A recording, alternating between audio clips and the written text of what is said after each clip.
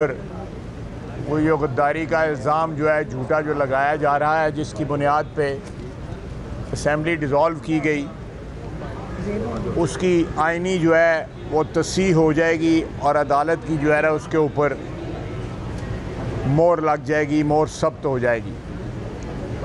मैं एक दो सवाल जो है वो पूछना चाहता हूँ वज़ीर आज़म से कि 7 मार्च को आप कहते हैं कि आपको ये ख़त मौसूल हुआ जिसकी बुनियाद पे आप हमें गद्दार कह रहे हैं। 200 अरकान को कौमी असम्बली के जो करोड़ों आवाम को रिप्रेजेंट कर रहे हैं, आप उनको गद्दार कह रहे हैं। 7 मार्च के बाद 25, 26, 27, 28, 29 मार्च को आप इन तमाम गद्दारों के दरवाज़ों पे जाके इनकी दहलीज़ पे अपना माथा टेकते रहे, सजदा रेज़ होते रहे।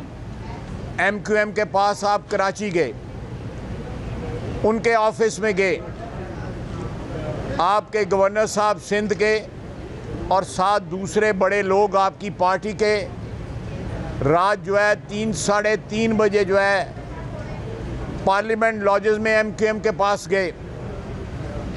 आप इन गद्दारों के पास जो है अपने आप को अदम एतमाद से बचाने के लिए उनके दरवाज़े खटखटाते रहे पार्लियामेंट लॉजेस में।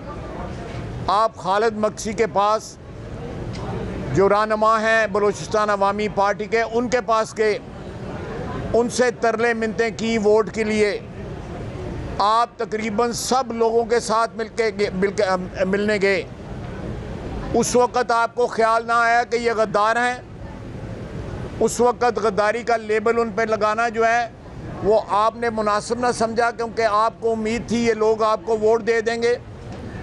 आपने अपने मुनर्रफीन जिन्होंने आपसे इख्तलाफ किया, 20-21 जो वोटर हैं आपकी पार्टी के PTI के, आपने उनको कहा कि मैं तुम्हारे वालिद की जगह हूँ, बाप की जगह हूँ, वापस आ जाओ, मैं तुम्हें माफ़ कर दूँगा। उस वक़्त आपको ख्याल ना आया कि ये लोग गद्दार हैं और ये उन सफ़ों में शामिल हो गए हुए हैं जो गद्दारों की सफ़ है। तो ये एक ढकोसला है जिसकी बुनियाद के ऊपर असेंबली को डिज़ोल्व किया गया, आइन शिकनी हुई। चलें, यहाँ तो हम गद्दार थे, वो जो परवेज़ इलाही साहब जो कुछ कर रहे हैं पंजाब के अंदर, वो भी सारे के सारे 200 के 200 गद्दार हैं। इस मुल्क में मुहिब्बुल वतनी के ऊपर सिर्फ आपकी मोनोपोली है, सिर्फ आपका हक है। आप जिस वक़्त अमेरिका गए थे, आपके उस वक़्त जो है आप वापस आए थे, आपने कहा था मुझे 92 के कप की इतनी खुशी नहीं हुई जितनी अमेरिका जाके हुई है। उसके बाद आपके जो सफ़ीर हैं उन्होंने 14 तारीख को एक अलविदाई डिनर के अंदर उसी शख्स की तारीफ़ें की और उनको पाकिस्तान का जो है एक बहुत बड़ा दोस्त करार दिया, डोनाल्ड लू साहब को। उस वक़्त गद्दारी का आपको ख्याल ना आया जब आपने 21 दिसंबर को deputy secretary of state United states की, उसको आपने बुलाया। उस वक़्त आपको ख्याल ना आया कि एक साजिश हो चुकी है पाकिस्तान के ख़िलाफ़। पाकिस्तान की आवाम की के इज्तिमाई शऊर को जो है अंडररेट ना करें, उसकी तौहीन ना करें। पाकिस्तान की आवाम जो है तमाम फ्रॉडियों के चेहरों को पहचानती है।